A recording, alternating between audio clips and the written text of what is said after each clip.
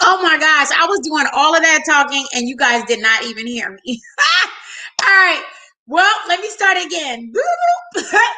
My name is PerCilla Zeno. I am the healing partner. Thank you so much for joining me this morning. I am super grateful. For those of you who are joining us for the first time, my name is PerCilla Zeno. I am the healing partner. I am a mother. I am a healer. I am all things self-healing and self-care. Now, you can learn more about me and what I do, as well as my book, I Am Healing: The 7 Secrets to Wellness and Self-Care, on my website, which is PerCillaZeno.com or TheHealingPartner.com. You can go to either one of those, okay? So if you see me kind of looking all over the place, I have Instagram up here, and then I have Facebook down here. So you guys bear with me while you guys get all of this great information today. So today we're going to be talking about ways that you can kind of overcome toxic self-criticism that rob you of your mental strength, as well as toxic positivity, and making sure that we're not sharing that as well. So as we talk about, you know what I'm saying, the 7 ways to kind of I have my guy in the background, which shout out to David. He is always helping me with regards to this. So David, we're gonna get right into it with our banners, and I'm gonna do a quick adjustment really quick so that we can talk about this, you know what I'm saying, toxic positivity, and how we are really robbing ourselves of the things that we kind of share, the toxicity that we share among ourselves, and the toxicity that we share among others. Sometimes it can be really easy to say to someone, you know what, you'll get over it. Everything will be all right. You'll get over it. And, depending on what it is that they're going through, they may not, those might, even though your intentions may be great, that may not resonate with them in a way that, will give them the mental strength that they need. So today, I want to make sure that I give you some tools, not just for yourself, but also give you some tools of things that you can do with changing your own mindset, but then also changing the toxic positivity that you might be giving to someone else, so that you can help them move forward as well. So As we talk about, you know what I'm saying, the 7 ways to overcome the toxic criticism that robs you of mental strength, we want to get into a really, really more positive inner dialogue and get a step away from that negative inner dialogue that will prevent you from having kind of a positive life. So the first thing that I want to share is, one, paying attention to your thoughts and how important that is. Paying attention to your thoughts. So you're so used to kind of hearing your own kind of narration, all right? Your own narration of that it kind of might become kind of oblivious to the messages that you're giving yourself. So start paying close attention to your thoughts, and you may discover that you might call yourself names, or maybe you're talking yourself out of something that maybe you shouldn't, that you think that may be hard, when you could be saying some more positive things that will kind of help you. The issue is this: it's estimated that you have around maybe about 60,000 thoughts per day. And those are 60,000 chances, okay, that you can either build yourself up or tear yourself down. That's the way that is, okay? So learning to kind of recognize those thought patterns is going to be really, really key. It's going to be key to understanding how your thinking affects your life, which brings me to number 2, all right? Change the channel. Change the channel. All right. So while problem solving is helpful and ruminating is destructive, we do need to make sure that we change the channel when we understand that there are going to be some changes in our thought processes that are hurting us. So when you keep replaying a mistake that you made in your head over and over and over again, you can't stop thinking about something bad that happened. You're just kind of dragging yourself down. You're kind of just weighing yourself down. And the best way to change the channel is by getting active, finding an activity that will temporarily distract you from those negative tapes that are playing in your head. And go for a walk or call a friend. What I do is I blast music. Like if I start kind of like something is going on and on and on in my head about something that happened earlier, especially when I'm in my car, I will literally turn my freaking phone on, connect my phone to my car, and turn on to some really loud music. Either it's hard rock or some gangster rap. I listen to it all. So whatever it is that I need to do to change the channel in my mind, that's what I do in order to slow down those thoughts. All right. So we have to make sure that we're doing those things and tackle whatever that is, so that we are refusing to listen to our brain beat us up. And that's true. We don't want that. Now, that brings me to number 3, okay?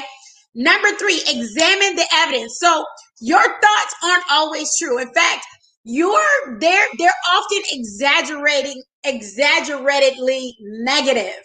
So it's important to examine the evidence before you believe what you're thinking. So if you're thinking like, I'm going to embarrass myself when I give this presentation, or I want you to just kind of like pause for a moment and take a piece of paper and write down all the evidence that indicates that you're going to fail. You heard me. Write down all the evidence that you're going to fail, and then list all of the evidence that you are not going to fail. All right. And then as you look at the evidence on both sides, you'll be able to kind of look at that and see the situation a lot more rationally and less emotionally, so that you can kind of stay in tune with who you truly are. That's what that is. That's how that works. Reminding yourself that your thoughts are 100%. Reminding yourself that your thoughts aren't 100% true, and that you can boost your own confidence. All right. So let's move forward to number 4, which is replacing exaggeratedly negative thoughts with realistic statements. How do we do that? All right. Well, when you recognize that your negative thoughts aren't completely true, right? So you try to you're replacing your statements with something with something that's more realistic. So if you think I'll never get a promotion, a good replacement statement might be, if I work hard, I'll keep investing in myself and I may get promoted some other day. Just changing your mind and changing your thought process and keeping your mind, keep in mind that you don't need to develop unrealistic positive statements. Overconfidence can be almost as damaging as serious doubt, which we're going to talk about later with regards to the toxic positivity. But a balanced, realistic outlook is key in becoming mentally stronger. So consider, which brings me to number 5, consider how bad it would be if your thoughts were true. Okay? How would that be? So it's tempting to kind of envision a misstep turning into utter catastrophe. All right. So, but the worst case scenario isn't as bad as we might fear it to be. So if you are predicting that you're going to get rejected for a job or rejected for something that you want, ask yourself how bad that actually would be. How bad would it be? That's what we need to ask ourselves, because rejection stings, yes, but it's not the end of the world. It's not. So it's like, once we understand, like, all right, that's what it is. It's not the end of the world. Just reminding ourselves that you can handle tough times, and you can also increase your confidence even though those tough times may come. Okay. It's okay to have a good cry if that's what you need to do to get through it. But do what you need to get through it so that you don't stay there. All right. It will also decrease much of the dread and the worrisome thoughts that stand in your way when you're not focusing on those horrible things, or you're not focusing on that one thing, maybe that rejection. Just let it pass. Okay.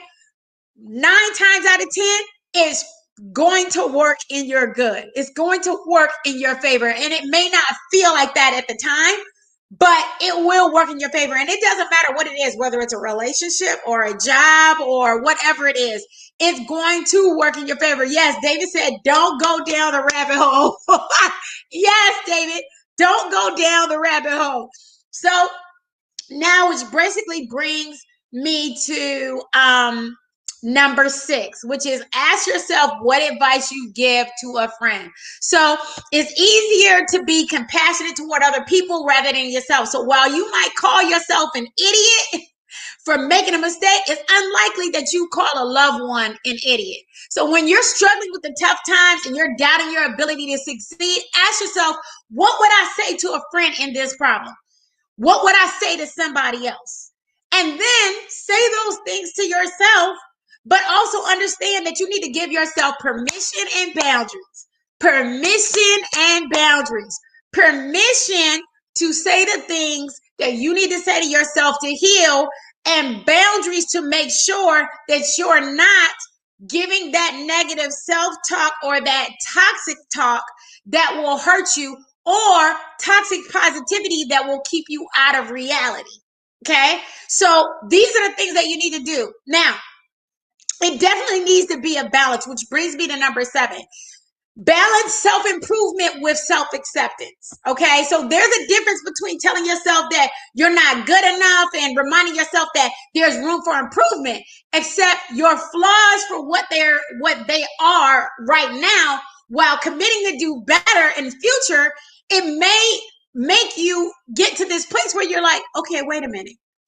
Let me just kind of revamp and look at this whole situation. So accept your flaws for what they are right now, while committing to doing better in the future. That's what I'm saying to you. All right. And although it sounds a bit kind of counterintuitive, you can do both simultaneously. You might accept that you feel anxious about an upcoming presentation at work while you're making a decision to improve your public speaking skills. So accept yourself for who you are right now. That's what you do. You accept yourself for who you are right now, while investing into becoming an even better version of yourself down the road. What are we doing? We are changing our brain to think differently. That's what we're doing. We're changing our brain to think differently. I'm looking at my notes as I'm talking to you guys because I want to make sure that I am sharing everything that I possibly can with regards to kind of all of this. All right, so I'm gonna have to change that. All right, so okay, so now which brings me back to our toxic positivity. So when we talk about the toxic positivity, we know about the things that we may say to ourselves.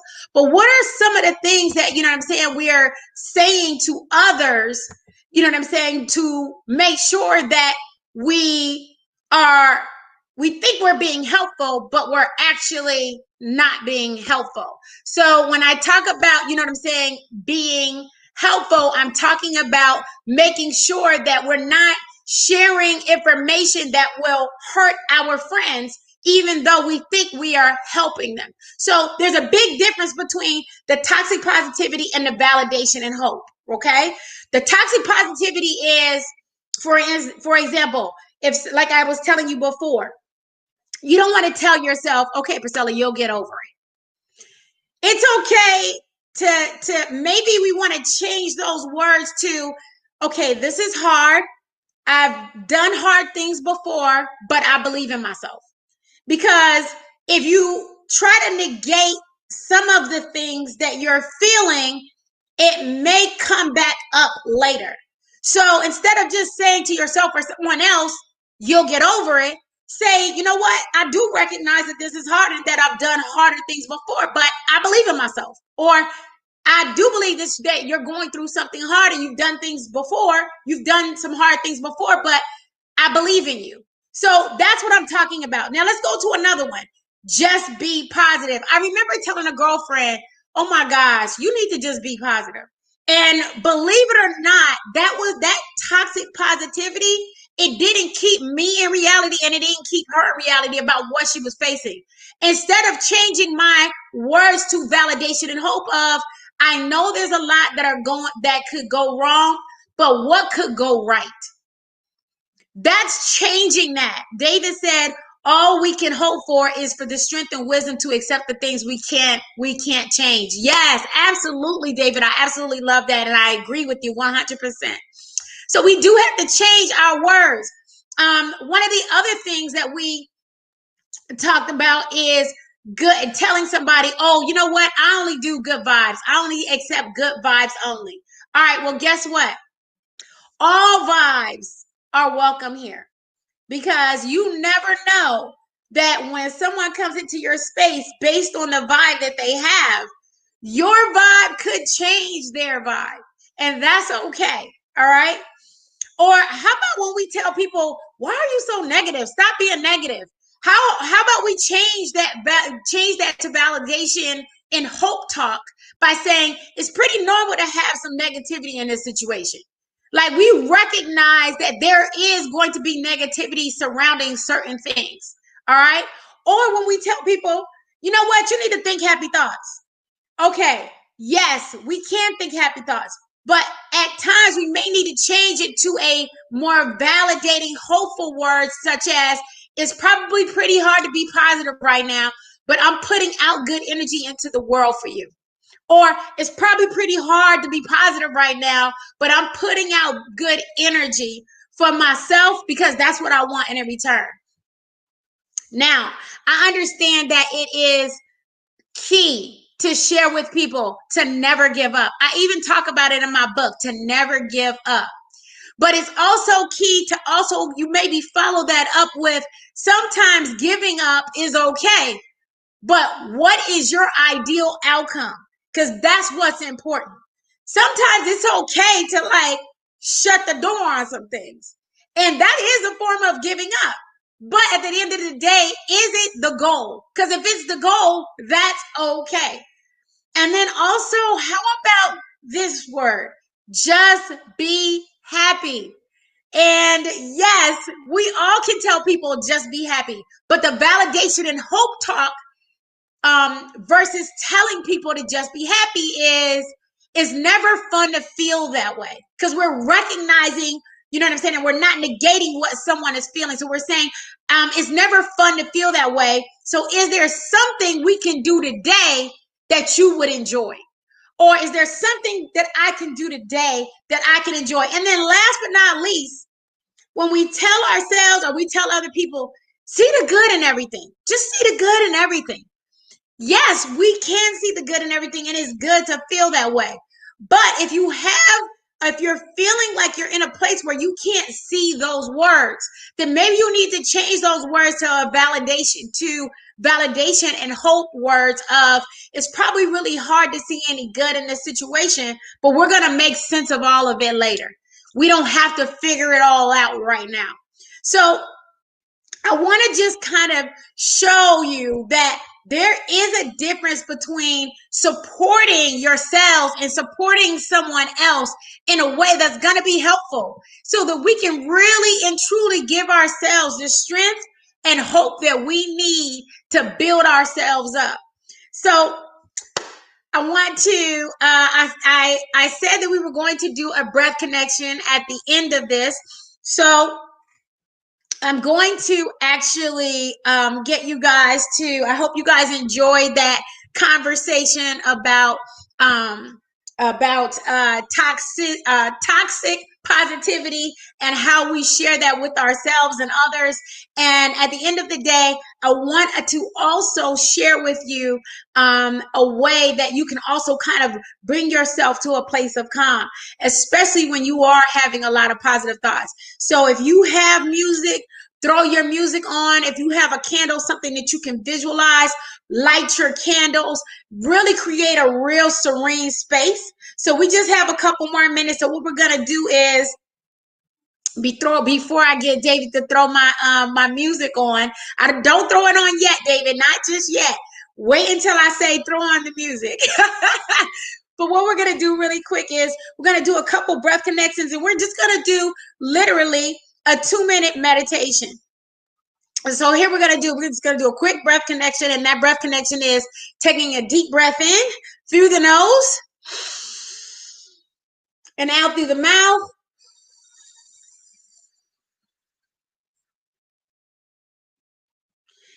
And really try to get all of that breath out, okay? And we're going to do it one more time, in through the nose. And this time we're going to use our arms, okay? And so as we go up, we're going to go in through the nose, okay? In through the nose. And out through the mouth.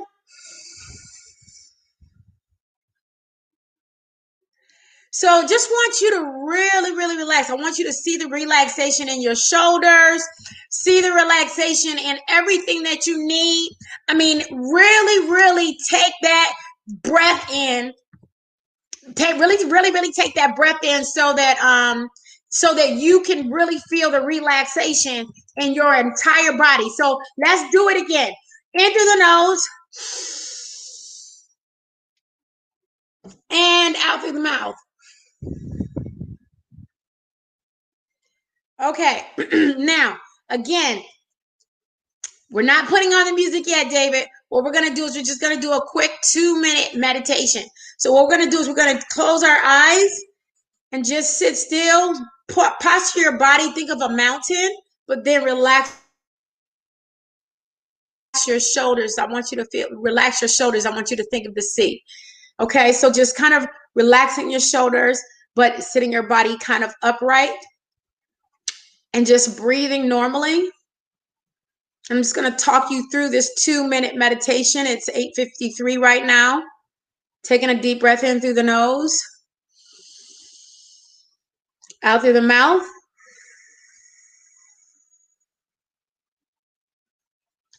And I want you to just close your eyes, and I want you to either see yourself laying in grass or in the water, whichever you choose.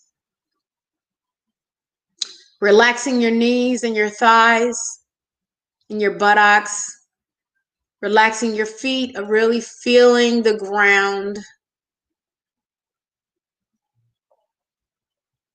Just sit quietly in stillness.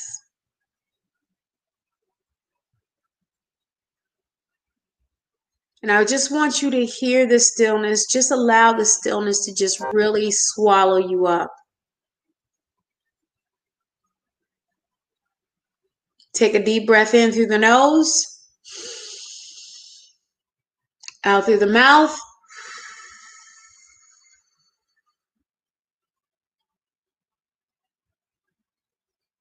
Sit in stillness as we come back to seeing yourself in this space, really feeling that, feeling the calmness.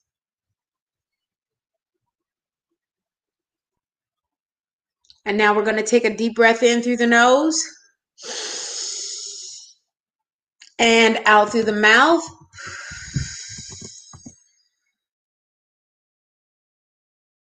That's what we need. We need to be able to bring ourselves back to that place of calm, to bring ourselves back to that place of relaxation, bringing ourselves back to that place of understanding that everything is going to be okay. Everything's going to be all right. All right, David, take us to the music. Thank you guys so much for coming. Be well, rock on. Don't forget to come and go to the website. Go to the website, TheHealingPartner.com. Don't forget to visit, check out the book. I Am Healing, the 7 Secrets to Wellness and Self-Care. And don't forget also to pick up your gifts such as your mugs. Don't forget to get your mugs. Or don't forget to pick up your tote bags. You need one of these, our signature tote bags, or pick up one of our pillows. All right. I want to say thank you guys. And don't forget to go to the website. Don't forget to hit that website. Go to the website, which is thatzenlife.org. All right. Take us away, David. Give us some of that Jill Scott love.